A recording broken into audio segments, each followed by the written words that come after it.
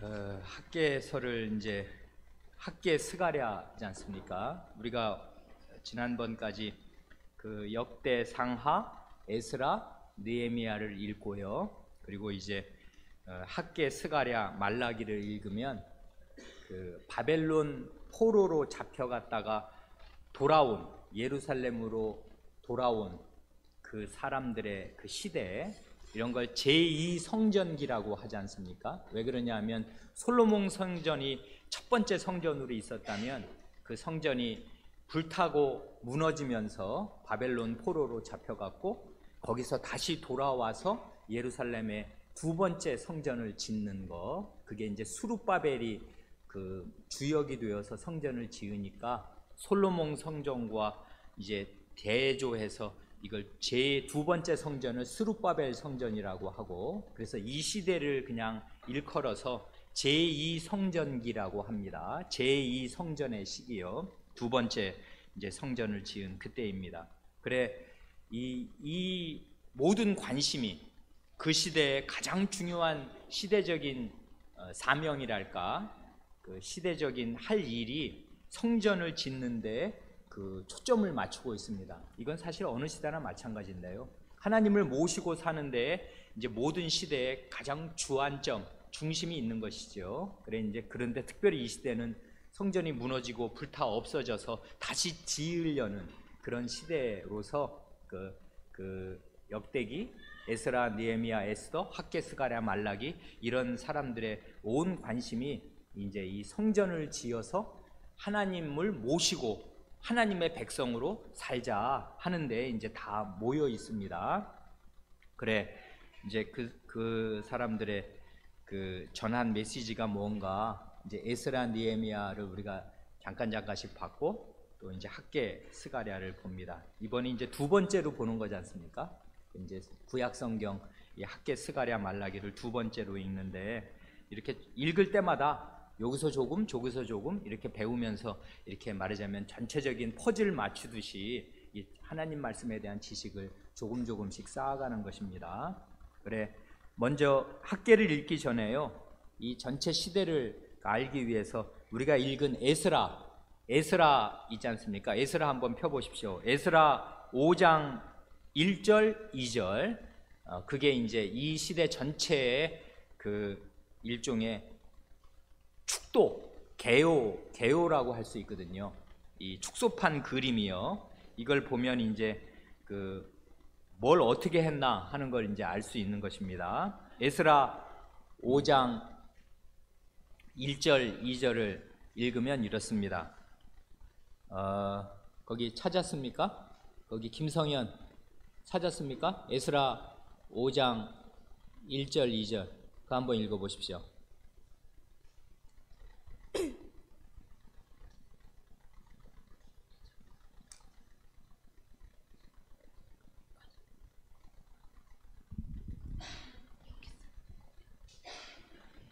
선지자들 곧 선지자 학개와 이뚜 손자 스가랴가 이스라엘 하나님의 이름을 받들어 유다와 예루살렘에 거하는 유다 사람들에게 예언하였더니, 이에 스알디엘의 아들 스룹바벨과 유다 요사닥의 아들 예수아가 일어나 예루살렘 하나님을 재건축하기를 시작하며 하나님의 선지자들이 함께하여 돕더니. 예, 좋습니다. 여기 보면은 선지자들, 예언자 두 사람이 나오지 않습니까? 누구예요?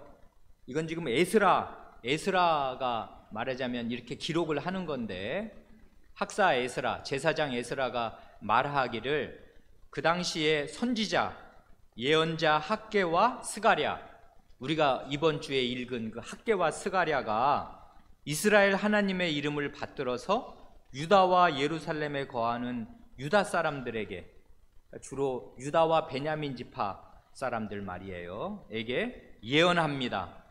그랬더니 거기 보면 스알디엘의 아들 스룹바벨, 이 사람은 총독이에요. 이 사람이 누구냐 하면요, 그 유다의 맨 마지막 멸망할 때 왕이 누구였습니까? 기억 안 납니까? 여호야김 여호야긴, 여호야김이 마지막에서 두 번째, 여호야긴, 그 여호야김의 아들 여호야긴이 유다 멸망할 때 마지막 그 포로로 잡혀간 그 왕이란 말이에요. 그 여호야긴의 손자입니다. 그러니까 이건 왕손이라고요. 근데 왕손이면 뭐해요? 나라가 망했으니까 이제 왕은 없어졌어요. 그렇지만 이게 왕의 손자라고요. 그러니까 원래 가만히 있었으면 이 사람 나중에 유다가 멸망하지 않았으면 스룹바벨은 이스라엘의 그 다음 왕이 됐을지도 모를 사람이라고요. 그런데 이제 나라가 망했고 잡혀갔지만 거기서 이제 그 귀족은 역시 다르지 않습니까? 어려서부터 왕손은 그 교육을 잘 받는단 말이에요. 너는 누구다? 다윗이 너의 아버지고 할아버지다. 교육을 받는단 말입니다. 그래 정신이 살아 있어요. 그래 이 스룹바벨이 총독으로 임명을 받아서 이 성전 짓는 데 오는 것이에요. 그래서 이제 총독 스룹바벨이 물론 왕은 아니지만 왕적인 통치력을 발휘하는 것입니다. 총독으로서 정치적인 권력을 가지고 있어요. 여호야긴의 손자라고요. 그 다음 요사닥의 아들 예수와, 이건 이제 여호수아라고 해도 됩니다. 그러니까 제사장 여호수아와 총독 스룹바벨이 일어났습니다. 왜요? 하나님의 말씀을 들었거든요. 그래서 예루살렘 하나님의 전 건축하기를 시작하였습니다. 이 이제 성전의 주역이 될 이 대제사장 여호수아와 이 성전 짓는 일에 총력을 기울인 이 총독 스룹바벨, 이 두 지도자를 중심으로 거기 유다와 베냐민의 지파 사람 백성이 마음을 하나로 모아서 이 성전 짓기를 시작한 것입니다. 누구 때문에 그렇게 됐어요? 하나님 때문에 그렇게 됐는데 하나님께서 자기의 예언자 학개와 스가랴를 보내서 이제 하나님 말씀을 전했더니 총독 스룹바벨과 대제사장 여호수아가 정신을 차리고 또 그와 같은 믿음을 가진 그 시대 백성들이 마음을 하나로 이 두 지도자를 중심으로 마음을 딱 뭉쳐서 제2성전 스룹바벨 성전을 지은 것입니다. 그 얘기를 지금 에스라가 5장에서 하고 있어요. 그런데 이제 그러면 학개가 뭐라고 말했으며 스가랴가 뭐라고 말했기에 이 스룹바벨과 여호수아가 힘을 얻고 그 백성이 힘을 얻었나, 그걸 알려면 여긴 그렇게 한마디 하고 쓱 지나가잖아. 이건 역사서니까 에스라 이렇게 얘기하고 지나가면 구체적으로 그때 그 예언자들이 뭐라고 말했는데 그걸 알려면 학개 스가랴 말라기를 읽으면 아는 것입니다. 그래 이제 학개를 우리가 읽은 것이에요. 학개로 돌아옵니다. 학개서는 어디 있어요? 구약 맨 뒷부분에 이제 가면 나오지 않습니까? 학개가 이렇게 말합니다. 거기 학개 1장 1절로 그 4절을 그 읽을 건데요. 여기 문제는 이렇게 말했지 않습니까? 학개 예언자의 메시지를 2줄 정도로 요약해 보라고. 이걸 길게 쓰는 분도 있고 좋습니다. 뭐 자기 공부한 만큼 쓰는 거니까요. 그러나 2줄로 요약하는 것도 뜻이 있습니다. 왜 그러냐면 길게 쓸 때는 공부를 많이 한 것 같지만 그거 다 기억납니까? 기억 안 나죠? 그래 공부를 할 때는 자세하게 하는 거지만 그 딱 요점을 머릿속에 딱 간직하고 있어야 돼요. 그래서 구약 성경이 39권이라면서요.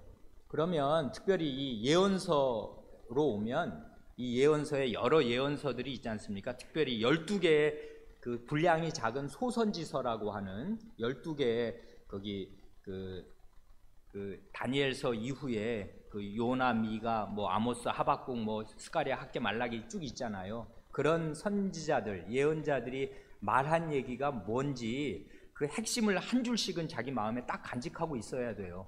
교회 다닌 지 20년이 지나고 30년이 됐는데도 학개가 뭐라고 그랬지? 모르겠는데? 이러면 정말 부끄러운 것입니다. 뭐 하려고 교회 다닌 것입니까? 그 성경을 읽고 그 사람이 뭐라고 얘기했나 하는 그 핵심, 그 주제, 그걸 마음에 간직하고 있어야 돼요. 그러니까 그래서 이제 이걸 간추려 보라고. 학개 2장밖에 안 되고 이거 읽으면 10분이면 다 읽습니다. 그럼 다 읽고 나서 이 사람이 얘기한 게 뭐지? 하는 걸 딱 마음에 간추리고 있으라, 그런 뜻으로 그 메시지를 2줄 정도로 요약해 보라 그런 것입니다. 뭐라고 얘기했는지 읽으면 되는데 한번 여기 읽어보죠. 그 학계 1장 1절로 4절 하원이가 한번 읽어보십시오.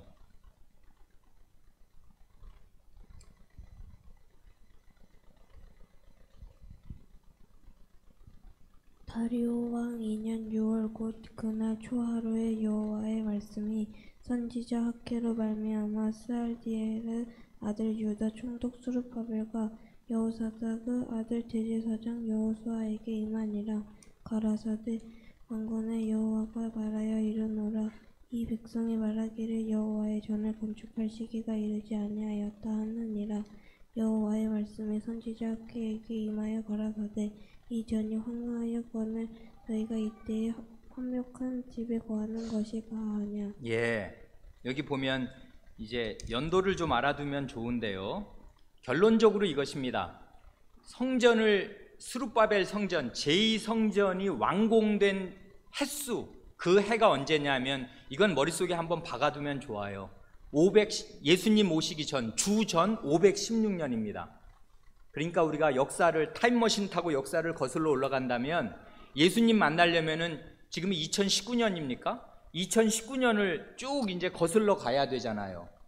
그 다음에 예수님 때부터 해서 다시 516년을 구약으로 거슬러 올라가야 돼요. 그러니까 전체적으로 하면은 뭐 2500 몇십 년 전 얘기란 말이에요. 지금 이 얘기가. 그런데 그러니까 516년에 성전이 그 제2성전이 완공됩니다. 그런데요, 언제 이 사람들이 남유다가 망했냐면 70년 전 586년에, 그러니까 586년에 망해서 70년이 흐르고 516년에 성전이 완공되니까 요 성전이 불타 없어지고 제2성전을 세운 그 70년을 바벨론 포로기라고 말하는 거예요. 사실은 70년 동안 포로 생활한 건 아닙니다. 그 전에 돌아왔어요. 왔지만 성전이 없이 살면 그게 무슨 하나님의 백성이야. 그러니까 성전을 지을 때, 성전이 무너진 때부터 성전을 지을 때까지를 이게 수치의 기간, 바벨론 포로 기간 70년이라고 말하는 것입니다. 예레미야 그 예언자가 말이에요. 그러니까 516년, 그 다음에 남유다가 망함으로써 북과 남이 다 그냥 망한, 하나님 백성이, 구약 백성이 싸그리 망한 그 해가 586년이라고 기억해두면 좋습니다. 이제 앞으로 내가 물어봅니다. 유다가 언제 망했습니까? 주전 586년. 성전이 언제 다시 세워졌습니까? 주전 516년. 이것입니다. 그런데요, 그러니까 그 516년과 586년은 머릿속에 그냥 기둥으로 언제든지 박아놓고요. 그 다음에 요 때가 언제냐면 다리오 왕 2년이지 않습니까? 이건 뭐 다리오 왕이 언제 사람인지 우리가 어떻게 알아? 잘 모르지요. 요 때가 언제냐면 요건 역사에 딱 나와 있어요. 520년이라고요. 그러니까 성전 완공되기 4년 전이라고요. 지금이 그러니까 520년에 다리오 왕 2년 때, 다리오 왕은 누구냐면 왜 그 페르시아의 고레스 왕이라고 있잖아요. 고레스 왕이 너희들 다 이제 이스라엘 사람들 너희 나라로 돌아가도 좋아. 가서 성전 짓고 맘대로 해. 도와줄게. 밀어줄게. 이렇게 고레스 왕이 했지 않습니까? 그 아들이 캄비세스인데 그 아들 지나고 나서 그 다음 왕입니다. 이 사람은 장군이었는데 이제 페르시아 전 제국의 왕이 됐어요. 이 다리오 왕이. 그러니까 고레스 왕 때 이스라엘 귀한 영이 내려져서 너희 나라로 돌아가도 좋다. 그때 돌아왔는데 거의 20년 가까이 성전을 못 세우고 있습니다. 지금 그렇게 된 거예요. 20년 동안 성전을 지으려고 보니까 뭐 돈이 있기를 하나, 또 이게 만만하기를 하나, 또 주변 사람들이 가만히 두지를 않네. 이래가지고 굉장히 어렵고, 지난번에 우리가 그 에스라 느헤미야 읽으면서 봤지 않습니까? 주변 사람들이 막 황제에게 상소문을 쓰잖아요. 이 역적의 무리들이 여기 와갖고 성도 쌓고 뭐 예배당 짓는다고 어쩌고 하는데 얘네들 이거 다 짓게 가만 내버려두면 세금 안 낼 겁니다. 이런 식으로 황제에게, 다음 황제에게 모함을 하지 않습니까? 아닥사스다. 그래서 이제 그래? 성전 짓지 마. 이렇게 해서 성전을 황제의 명령으로 못 짓게 하니까, 지었다가는 죽게 생겼으니까 가만히 있는 것입니다. 지금 그렇게 그냥 아무것도 안 하고 있은 지가 거의 20년 가까이 된 거라고요. 예루살렘에 왔는데 뭐 환경이 안 된다 이거예요. 황제도 못 짓게 하지, 또 먹고 살기도 힘들지, 성전 지으려면 돈이 얼마나 드는데 이걸 어떻게 지어 하고서 안 짓고 뭉개고 있는 지가 지금 거의 20년이라고요. 그럴 때 그 주전 520년 때 하나님께서 너희가 그러고 사는 이유는 성전이 없으니까, 하나님을 안 모시고 사니까 그러고 사는 거지 하면서 이제 그 하나님 말씀을 전해주시기 시작하는 것입니다. 다리오 왕 2년 520년 6월에, 그러니까 6월서부터 이제 한 12월 정도까지 하나님의 말씀이 두 예언자에게 옵니다. 근데 이게 희한해요. 하나님께서 520년에 성전 짓기 4년 전에 두 예언자에게 말씀하십니다. 한 사람은 약간 나이 든 선지자 같은데 학개고, 한 사람은 조금 더 젊은 힘이 있는 예언자 같은데 스가랴입니다. 520년에 성전 짓기 4년 전에 요 6월부터 11월, 12월까지 하나님이 집중적으로 두 예언자에게 하나님의 말씀을 주십니다. 그래서 가서 스룹바벨에게 전해, 여호수아에게 전해, 그리고 이스라엘 요 유다 백성에게 전해 해서 말씀을 주신다고요. 그러 하나님의 말씀이 와서 두 지도자가 힘을 내고 그 백성이 힘을 내어서 드디어 이제 4년 뒤에 부지런히 4년 동안 애를 써서 성전을 짓게 된 것입니다. 그러니까 이게 예배당 짓는다는 거, 이런 예배당 말고요, 하나님을 모시는 거룩한 교회, 구약의 교회를 세운다는 거, 이게 그냥 쉽게 되는 거 아닙니다. 굉장한 그 진통을 겪고요, 현실적인 어려움 가운데에서 자기를 다 들여서 하나님의 말씀을 믿는 믿음으로 이제 지어야 된다고요. 그래서 여기 보면 이제 그러니까 이게 학개 1장 1절로 4절이 뜻이 있지 않습니까? 다리오 왕 2년 6월, 그러니까 주전 520년 6월에 이제 6월 1일 날 드디어 여호와의 말씀이 그 예언자 학개로 말미암아 누구에게 임해요? 두 지도자에게 일단 가야 돼요. 하나님의 말씀이. 지도자가 힘을 잃고 비빌거리면 그 백성 설 길이 없는 것입니다. 그러니까 총독 스룹바벨, 너 뭐하고 있어? 대제사장 여호수아, 너 정신 차려라 하고서 하나님의 말씀이 먼저 지도자의 마음에 임합니다. 그래 말해요. 만군의 여호와가 말하여 이르노라. 여기 학개를 보면요, 만군의, 여기 몇 절 안 되거든요. 이거 30 몇 절밖에 안 돼요. 학개는 2장밖에 없지 않습니까? 성경 중에 진짜 짧은 장입니다. 짧은 책이에요. 그런 금방 읽지. 근데 거기 보면 만군의 여호와라는 성호가 쏟아집니다. 아주 능력 있고 장엄한 하나님으로 하나님이 말씀하셔요. 만군의 여호와, 이거 찾아보세요. 이게 굉장히 많이 나온다고요. 한 줄 건너 한 줄씩 나오다시피 적어도 석절에 한 번씩은 나옵니다. 평균. 만군의 여호와께서 말씀하십니다. 그런데 그 백성의 말을 그대로 인용하지 않습니까? 하나님께서 이 백성이 뭐라고 말하냐면 여호와의 전 성전을 건축할 시기가 이르지 아니하였다. 이게 믿음 없는 사람의 특징이거든요. 아직은 때가 안 됐다, 이렇게 생각하는 것입니다. 그리고 그렇게 말해요. 그런데 그게 뭐 근거 없는 얘기는 아니에요. 아까 우리 다 아는 대로 환경이 안 좋아요. 황자가 짓지 말래. 그리고 지으면 죽어, 잘못하면. 그리고 이 주변의 사람들이 짓기만 하면, 지으려고 무슨 시도하면 이제 주변에 있는 사마리아, 그 암몬, 뭐 그 사방을, 그 당시 지도 한번 보십시오. 그 예루살렘 지역 전체를 그 이방 민족이 꽉 포위하고 있는 형국이에요. 그래서 무슨 성전 지으려고 그러면 또 고자질을 해서 큰 어려움을 당하게 할 거라고요. 그런 어려움을 자초하고 싶지 않습니다.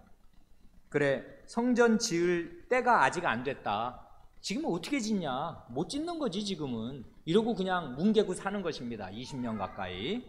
그랬더니 3절 여호와의 말씀이 학개에게 임하여 가라사대 이 전이 황무하였거늘. 성전 황폐해. 성전 불타고 지금 아무것도 없고 너희는 성전 없이, 하나님 없이 사는데, 이때 너희가 이때 판벽한 집에 너희 집은 잘 지어놓고 사는 것이 가하냐 말씀하십니다. 이스라엘 백성이 이제 예루살렘으로 돌아와서 집은 있어야 될 거 아니에요. 하나님의 집은 없어도 나는 뭐 비 안 맞고 살아야 되고 바람 안 맞고 살아야 되니까 자기 집은 잘 짓는 것입니다. 그래, 자기 아파트는 다 구합니다. 그래, 다 잘 살아요, 나름. 그런데 성전 지을 때는 아직 안 됐다 이러는 것입니다. 그래 이제 그거를 하나님께서 맨 처음에, 그러니까 학개의 예언의 아주 중심은 성전 지어 그것입니다. 하나님을 모시는 하나님의 집을 지어야 된다. 그런데 너희는 지금 형편, 이 사정을 얘기하면서 굉장히 사정이 어렵잖아요. 어떻게 지어요? 하면서 안 짓고 있다. 그런데 성전 지어라. 너희 집부터 먼저 너희는 다 지어놓고 잘 사는데 그러지 말고 하나님의 성전을 지어라. 그렇게 이제 말씀하시는 것입니다. 거기 13, 14절 1장이요. 13, 14절 또 읽어보죠. 명준이가 한번 읽어보십시오. 때에 여호와의 사자 학개가 여호와의 명을 의지하여 백성에게 고하여 가로되 나 여호와가 말하노니 내가 너희와 함께하노라 하셨느니라 하니라. 여호와께서 살디엘의 아들 유다 총독 스룹바벨의 마음과 여호사닥의 아들 대제사장 여호수아의 마음과 남은 바 모든 백성의 마음을 흥분시키심에 그들이 와서 만군의 여호와 그들의 하나님의 전 역사를 하였으니. 예, 여기 보면 이제 하나님의 말씀을 맨 처음에는 저기 그 두 사람, 두 지도자에게 하나님의 말씀을 전하지 않습니까? 그 너희들이 지금 지도하고 있는, 대표하고 있는 백성들의 상태가 어떤가 하나님께서 책망하시는 쪽으로 이제 두 지도자에게 말씀하시고, 그 다음에는 13, 14절은 누구에게 말씀하시는 거예요? 명준, 누구에게 지금 말씀하시는 거예요? 백성에게 이제는 말씀하시잖아요. 두 지도자가 중심이니까 두 지도자에게 먼저 말씀하시고 13, 14절은 이제는 백성 전체에게 말씀하십니다. 근데 굉장히 중요한 약속을 하시잖아요. 뭐라고 그래요? 나 여호와가 너희와 함께 한다고요. 임마누엘, 내가 너희와 같이 함께 해줄 테니까 성전 지어라, 이렇게 말씀하시는 것입니다. 그래, 하나님께서 그 임마누엘의 약속을 주시면서 내가 이 너희와 함께 살려고, 너희와 함께 하려고 여기 이 성전 짓고 너희 속에서 같이 집 짓고 살려고 너희를 포로에서 돌아오게 했는데, 아니 나랑 같이 살 생각이 없는가 보네? 성전을 왜 안 짓고 자기 집부터 짓고 그냥 계속 그렇게 살고 있냐? 언제까지 그렇게 살래? 20년이 다 돼가는데 하고서 하나님께서 이스라엘 백성에게 내가 너희와 함께해서 이 성전 짓게 해줄 테니까 힘을 내라 하고 말씀하십니다. 그랬더니 그 다음에 14절 여호와께서 이런 말씀으로요, 총독 스룹바벨 그리고 대제사장 여호수아의 마음과 남은 바 모든 백성의 마음을 흥분시키셨습니다. 이런 하나님이 마음을 흥분시키시면 어떻게 돼요? 갑자기 심장이 벌렁벌렁 뛰는 것입니까? 어쩌는 것입니까? 이렇게 말씀하셨잖아요. 예언자의 말씀이, 하나님의 말씀이 예언자를 통해서 우리에게 옵니다. 그럼 그 말씀을 가만히 들으면 자기가 그날 20년 동안 살아온 삶이 이게 뭐였나? 나는 뭐 하려고 그러면은 그 바벨론 그 지역에서 여기로 예루살렘으로 왔나? 내가 지금 뭐 하고 있는 건가? 하고 근본적인 반성이 일어나고요. 이렇게 살면 안 되겠다. 하나님이 하라시니 해야지. 아무리 어려워도 해야지. 하나님이 함께 하신다잖아 하고 하나님의 말씀을 듣고서 마음이 새로워지는 것이에요. 그래서 여기 보면 두 지도자와 백성의 마음이 하나님의 말씀을 듣고, 말하자면은 거룩한 열심이 생긴 것입니다. 해야겠다. 우리는 해야 한다. 그래서 이제 하나님의 성전 짓는 일을 시작한 것입니다. 그래 결국 하나님이 하시는데요, 하나님이 하시면 하늘에서 그냥 성전 뚝딱 지어가지고 짠 하고 하늘에서 엘리베이터 타고 내려오는 게 아니란 말이에요. 하나님께서 하나님의 말씀을 주시고 그 말씀을 들은 사람들의 마음이 일치되고 이걸 하나님의 말씀으로 듣고, 그래서 이제 하나님께서 하시려는 일을 하나님과 함께 하는 것입니다. 내가 너희와 함께 한다는 게 그냥 듣기 좋은 말입니까? 함께 하면 어쩌라는 거예요? 하나님이 너희와 함께 하니까 하나님과 함께 하나님이 주시는 힘으로 성전을 지어야지. 그 말씀을 지금 하시는 거지 않습니까? 그래, 이제 하나님과 함께 하나님이 흥분시켜 주신 그 마음으로, 하나님의 말씀으로 불러일으켜 주신 거룩한 열심으로 성전을 정말 짓기 시작한 것입니다. 그래, 또 비슷한 말씀 하셔요. 명준이가 그 다음 2장 4절 5절 또 읽어보십시오. 똑같은 거예요. 이 말이 결국은 이게 메시지입니다. 학계의 메시지. 2장 4절 5절. 그러나 나 여호와가 이르노라 스룹바벨아 스스로 굳세게 할지어다. 여호사닥의 아들 대제사장 여호수아야 스스로 굳세게 할지어다. 나 여호와의 말이니라. 이 땅 모든 백성은 스스로 굳세게 하여 일할지어다. 내가 너희와 함께하노라. 만군의 여호와의 말이니라.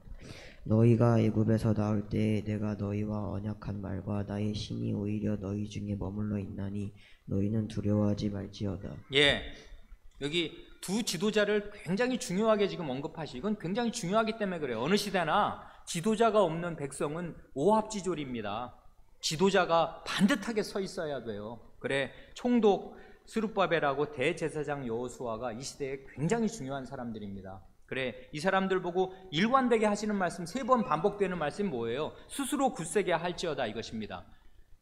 마음을 단단히 먹으라는 것입니다. 이게 쉬운 일 아니에요. 예배당 이 성전 짓는 거 이 시대에 목숨도 걸어야 되고요, 자기의 전 재산을 걸어야 돼요. 그리고 마음을 기울여야 하는 것입니다. 그래, 스스로 굳세게 하라는 게 뭐 알아서 잘해봐 이런 거 아니지 않습니까? 이거 힘든 일인데 마음 단단히 먹으라 그것입니다. 스룹바벨 마음 단단히 먹어. 여호수아 마음 단단히 먹어. 그리고 이 땅 모든 백성, 이건 유다와 베냐민 지파를 중심으로 한 포로에서 돌아온 이 사람들 말이에요. 모든 백성 마음 단단히 먹어라. 왜? 내가 너희와 함께 하잖아. 내가 함께 할 거야. 이렇게 하면서 하나님이 하신 뜻깊은 말씀이 또 뭐예요? 5절 보면 너희가 애굽에서 나올 때 출애굽을 상기시키는 것입니다. 이게 바로 제2의 출애굽이거든요. 애굽 노예에서 건져내서 나중에 성전을 지었지 않습니까? 그런데 그 성전이 솔로몬 성전이었는데 없어져 버렸네. 그런데 없어지면서 다시 더 애굽보다 강력한 바벨론의 포로로 잡혀갔거든. 거기서 다시 꺼내왔지 않습니까 지금. 그래서 이제 이게 제2의 출애굽과 같다고요. 제2성전이라는 거. 그런데 하나님이 출애굽을 상기시켜요.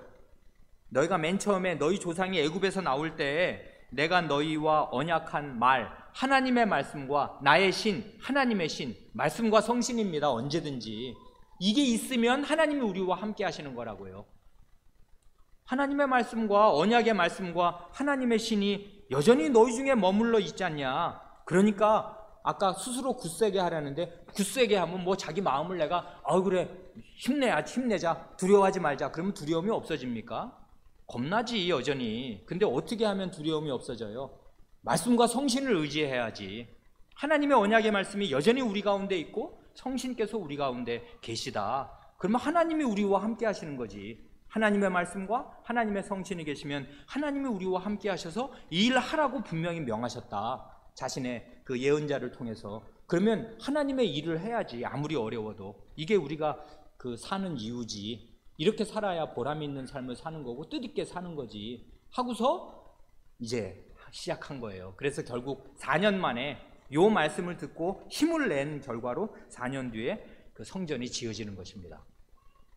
보너스로 하나만 더 말씀드립니다. 거기 학계 맨 마지막 마지막 절이 뭐예요? 그 명준이 마지막 읽어보십시오. 학계에서 맨 23절. 나 만군의 여호와가 말하노라 스알디엘의 아들 내 종 스룹바벨아 나 여호와가 말하노라 그 날에 내가 너를 취하고 너로 인을 삼으리니 이는 내가 너를 택하였음이니라 만군의 여호와의 말이니라. 예, 여기 보면 이 학계가 이 말로 마치거든요. 스룹바벨에게 말을 주셔요. 아까 거기 뭘 준답니까? 하나님의 도장이에요. 이게 왕의 표시거든요. 원래 왕의 표시는 홀이라고 왜 지팡이 비슷한 거 있잖아요. 왕관도 왕의 표시가 될 수 있고, 왕은 딱 왕관을 쓰고 보좌에 딱 앉아서 이렇게 지팡이 같은, 금 지팡이 같은 거 들고 있잖아요. 그게 왕의 상징인데, 면류관, 그리고 왕관, 그리고 지팡이. 또 하나 중요한 그 왕의 상징이 있는데 뭐냐면 왕 반지입니다. 그 반지가 뭐냐면은 옥소예요. 옛날에 우리나라는 도장이 따로 있어서 왕의 그 문서에다가는 도장을 찍었거든. 그걸 옥소라고 그러잖아요. 왕의 도장. 근데 이 이스라엘에서는요, 인장 반지가 도장 반지예요. 그 반지를 꾹 누르는 것입니다. 그래서 도장을 찍으면 이게 왕의 말이 되거든요. 그 왕의 상징이 도장이었는데 하나님께서 하나님의 그 왕권의 상징을 누구에게 준다는 거예요? 스룹바벨에게 준다는 것입니다. 요 말이 이게 무슨 뜻인지 알려면 그 예레미야서 22장을 읽어야 돼요. 그 예레미야서 한번 보세요. 예레미야서 22장 보면 24절 그 25절에 이런 말씀이 있습니다. 예레미야 22장 24절 25절 나 여호와가 말하노라 나의 삶으로 맹세하노니 유다 왕 여호야김의 아들 너 고니야, 이 고니야가 여호야긴이라고요. 여호야김의 아들, 유다의 맨 마지막 왕 말이에요. 너 고니야, 여고냐라고도 하고 여호야긴이라고도 하고 고니야라고도 하고 여러 이름이 있습니다. 다 같은 사람이에요. 너 여호야긴이 나의 오른손에 인장 반지라 할지라도 내가 빼어 내 생명을 찾는 자의 손과 너의 두려워하는 자의 손 곧 바벨론 왕 느부갓네살의 손과 갈대아인의 손에 줄 것이라.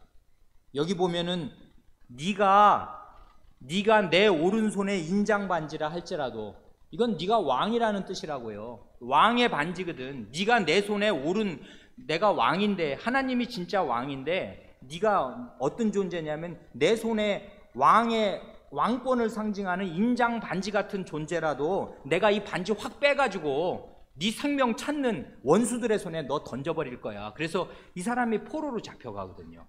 그런데 그 인장 반지를 지금 누구에게 주신다는 거예요? 학개서 맨 마지막을 보면 여호야긴 네가 내 손에 인장 반지라도 왕권을 상징하는 반지라도 내가 너 빼서 그냥 적에게 넘겨버릴 거였는데 그 사람의 손자인 총독 스룹바벨에게 너를 나의 인장으로 삼아서 나의 인장 반지로 삼아서 함께 하겠다. 하나님이 이렇게 스룹바벨에게 약속해 주시는 것입니다.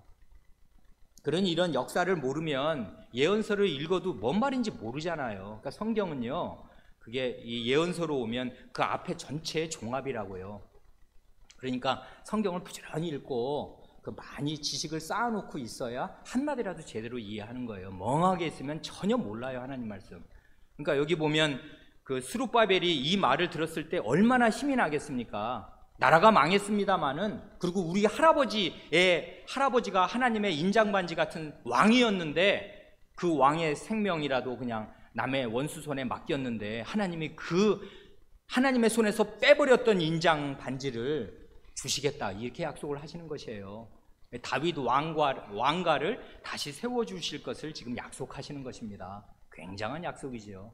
이런 약속이 어떻게 이루어지나 그런 걸 살피는 것은 또 다른 일이 되겠습니다만은, 하여튼 학개서는요, 성전 지어라, 너희 집 짓고 사는 거에 만족하지 말고 하나님의 성전을 지어서 하나님 모시고 사는 언약 백성으로 살아야지 하는 것을 이렇게 이 학개 예언자가 힘있게 전하였습니다.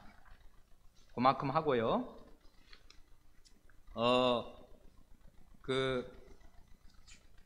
그리고 이제 스가랴지 않습니까? 스가랴는요, 같은 해 520년에 이제 하나님의 그 말씀을 듣지 않습니까? 스가랴 이 예언자가 같은 해에 듣는데요, 먼저 학개가 그 말씀을 들어요. 그래서 이제 그 학개 예언자의 말을 들은 사람들이 힘을 내서 9월 24일인가에 그 예배당 기초돌을 딱 놓거든요. 이제 기초 공사를 딱 하고 이제 성전 짓기 시작합니다. 그리고 그 해 11월에 하루에요, 이 스가랴 예언자가 8개의 환상을 봅니다. 그래, 여러분 그거 지난주에 주보에 다 여러분 숙제 하시라고 나누어 드렸죠. 8개의 환상이 이렇게 있는데요, 아주 그 질서정연합니다. 8개의 환상이 그게 이렇게 말하자면 교차대꾸법이라고 이런 식으로 1, 2, 3, 4, 4, 3, 2, 1 이렇게, 그래서 1번과 8번, 2번과 7번, 3번과 6번, 4번과 5번 환상이 서로 짝을 이루도록 이런 방식으로 정교한 방식의 8개의 환상을 하나님께서 하루에 보여주셨습니다. 그래, 이 환상 전체를 잘 이해하면 굉장히 좋은데요. 그 첫 번째와 맨 마지막 1번과 8번의 환상은 온 세상에 대한 환상이에요. 하나님께서 만군의 여호와시지 않습니까? 온 세상을 다스리시겠습니다. 온 세상을 다스리시는 하나님께서 그 다음 환상은 뭐냐면은 대제국을 어떻게 다스리시고 그 잘못 심판도 하시고 다스리시기도 하는가 하는 것을 또한 보여줍니다. 그리고 나오면 그 다음에는 하나님의 백성을 하나님께서 어떻게 보호도 하시고 어떻게 징계도 하시는가를 또 얘기합니다. 그리고 맨 마지막 4번, 5번 핵심에 있는 그게 뭐냐면 성전과 등대에 관한 환상이에요. 그러니까 이렇게 초점이 쫙 모여지는 것입니다. 전 세계를 다스리시는, 왜 그 네 말, 네 병거가 나오는 거는, 넷이라는 거는, 4라는 거는 온 땅의 숫자거든요. 동서남북이지 않습니까? 그래서 사방 아니에요. 이 땅 동서남북 전체, 그래서 숫자가 넷이 나오면 이건 땅 전체를, 온 땅을 뜻하는 숫자란 말이에요. 그래, 이제 그런 온 세상을 다스리시는 하나님께서 이 세상을 쥐락펴락하는, 그 다음에 네 뿔이 나오지 않습니까? 뿔은 이게 힘의 상징이잖아요. 짐승이 뿔로 막 들이받고, 뿔이 있으면 겁이 없다가 뿔을 뽑아버리면 아무 힘도 못 쓰지 않습니까? 그 대제국, 이 온 땅에서 세력을 펴는 대제국을 하나님이 어떻게 다스리시고 어떻게 심판하시는가를 보여주시고, 그 다음에 이제 그 땅에 있는 자기 백성을 또 하나님이 어떻게 다스리시는가를 보여주시는데, 맨 중간에 성전과 등대에 대한 환상이 있어요. 그러니 그건 굉장히 의미심장한 거지. 뭐가 의미심장해요? 성전과 등대는 결국 성전 안에 있는 등불 밝히는 거지 않습니까? 하나님의 빛이 쫙 임하는 걸 상징하는, 이스라엘을 밝혀주는 빛, 성전에서. 그러니까 그 성전에 있는 그 성전이요, 성전에서 그 백성을 다스리시는 하나님이 사실은 온 세계를 다스리시는 하나님이신 것을 보여주는 것입니다. 그런데 그 성전이 없으면 어떻게 돼요? 아무것도 아닌 거지. 이스라엘은 정말 한 줌 포로민에 불과한 것입니다. 그러나 성전이 있으면, 이 하나님을 모시고 살면 이게 역사의 중심이 되는 거예요. 결국 온 천지 만물의 주인이신 하나님께서 자기 백성과 함께 성전에 거하시는 거거든요. 그래서 이제 이 8개의 환상은 성전으로 쫙 모아집니다. 그래서 성전이 중요한데요, 이 성전에 관한 환상을 누구를 위해서 거기 주시는지, 거기 문제 오늘 어떻게 된 일인지 제가 이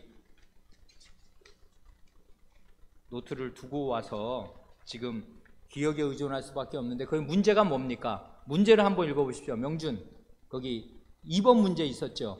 2번 문제 한번 읽어보십시오.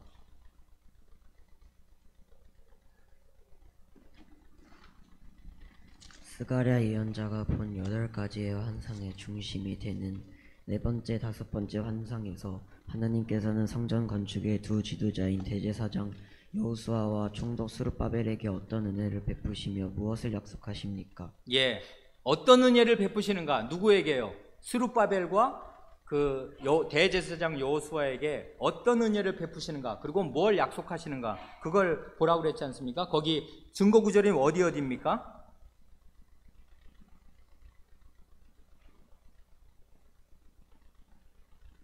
몇 장 몇 절이에요? 명준, 거기 증거성구 있잖아. 3장 3절부터 5절 하고 4장 7절. 예, 거기 한번 보죠. 거기 그 스가랴서 3장을 한번 보겠습니다. 성전에 관한 환상이 있는데, 그 환상에 보니까 이게 문제라고요. 지금 이스라엘의 두 지도자가 제2성전계 누군 줄은 알겠잖아요. 대제사장이 성전에서 결국 참되게 이스라엘 백성의 죄를 속하는, 죄를 씻어주는 제사를 드리고, 그럼으로써 이스라엘이 하나님의 거룩한 백성이 되는 거니까, 대제사장이 죄를 씻어주는 사람 아니에요? 그런 제사를 드리는 사람인데, 문제는 대제사장이 가장 더러운 옷을 입고 있네. 이러면 어떻게 돼요? 이게 이스라엘의 현실이라고요. 거기 3장 3절이 그렇잖아요. 여호수아가 더러운 옷을 입고 천사 앞에 서 있습니다. 이게 네 번째 환상이라고요. 그러니까 여호와께서 자기 앞에 선자들에게 명하사 그 더러운 옷을 벗기라 하시고 여호수아에게 이르시되 내가 내 죄가를 제하여 버렸으니 내게 아름다운 옷을 입히리라. 그 다음 5절 내가 말하되 정한 관을 그 머리에 씌우소서 하매 곧 정한 관을 그 머리에 씌우며 옷을 입히고 여호와의 사자는 곁에 섰더라. 대제사장은 원래 관을 쓰는데 그 관 맨 앞에 뭐라고 써 있냐면 여호와께 성결이라고 써 있거든요. 그래, 이 사람이 대제사장인데 사실은 자기의 죄가 가득하고 백성의 죄가 가득해서 더러운 옷을 입고 서 있습니다. 그랬더니 하나님께서 그 더러운 옷을 벗기시고 아름다운 옷, 하나님이 보실 때 인정하실 만한 그런 옷을 입혀주시니까 이 사람이 환상 속에서 스가랴 예언자가 하나님께 기도하지 않습니까? 아니, 대제사장이 관을 써야 되는데 관이 없네요. 정결한 거룩한 관을 그 머리에 씌워 주십시오. 그래야 대제사장 노릇 제대로 할 거 아닙니까? 그랬더니 하나님께서 그 기도를 들으시고 그 머리에 관을 씌워주시고 거룩한 아름다운 옷을 입혀주셨습니다. 그럼으로써 대제사장의 죄를 씻어주시고 대제사장의 일을 할 수 있게 해주셨다고요. 그러고 나서 9절 10절을 보면 9절 맨 마지막에 아주 놀라운 말씀이 나옵니다. 이 땅의 죄악을 하루에 제하리라. 이건 아마 구약시대 사람들이 구약성경을 가지고 읽지만 이 일이 어떻게 이루어질 수 있는가를 아마 상상이 안 되었을 것입니다. 아니, 우리의 대제사장도 더러운 옷을 입고 하나님 앞에 설 수가 없는 그런 상태로 살고 우리도 내나 그렇게 사는데 어떻게 이 땅의 죄악을 한꺼번에 하루에 하나님이 싹 없애실 수 있지? 어떻게 그게 하나님한테 가능하지? 그냥 말씀하시면 그게 그냥 무슨 엿장수 마음대로 그냥 된다는 건가? 이게 어떻게 우리의 죄가, 이 땅의 죄악이 하루 만에 싹 없어지지? 몰랐을 것입니다. 근데 우리 신약 사람들은, 신약의 백성들은 어떻게 하나님께서 하루에 이 땅의 죄악을 싹 사하실 수 있는지 안다고요. 그리고 10절이 아주 뜻깊습니다. 만군의 여호와가 말하노라. 그날에 너희가 각각 포도나무와 무화과 나무 아래로 서로 초대하리라. 이건 굉장히 평화로운 그 성도의 사귐을 가리키는 그림 언어지 않습니까? 포도나무와 무화과 나무, 과일을 먹고 포도주도 마시고 과일, 포도도 먹고 무화과도 먹으면서 서로 초대하면서 성도의 사귐을 나누는, 죄 사함 받은 성도들이 서로 평화롭게 지내는 거룩한 공동체가 세워질 것을 말씀하셨어요. 죄 사함의 은혜를 받고 성도들 간에 평화로운 이 사랑의 교통이 있는 그런 사회를 건설하여 주실 것을 약속하십니다. 이 사람에게 죄를 사해 주시고요. 이게 여호수아에게 주신 하나님의 은혜이면서 하나님의 약속이라고요. 이 약속이 어떻게 이루어지나, 이건 신약 시대를 잘 알아야 이 약속이 어떻게 하루 만에 땅의 죄악을 사하시면서 그 죄 사함 받은 백성의 거룩한 아름다운 사랑의 사귐이 이루어지는 그런 공동체가 어떻게 탄생하나 하는 것을 알려면 그 다음 신약 역사를 잘 알아야 하겠습니다마는, 구약에는 이런 간단한 말씀으로 하나님께서 그 시대에 이런 걸 약속하셨습니다. 시간이 많이 가서 더 배우면 좋은데 이만큼 해야 되겠습니다. 기도하겠습니다.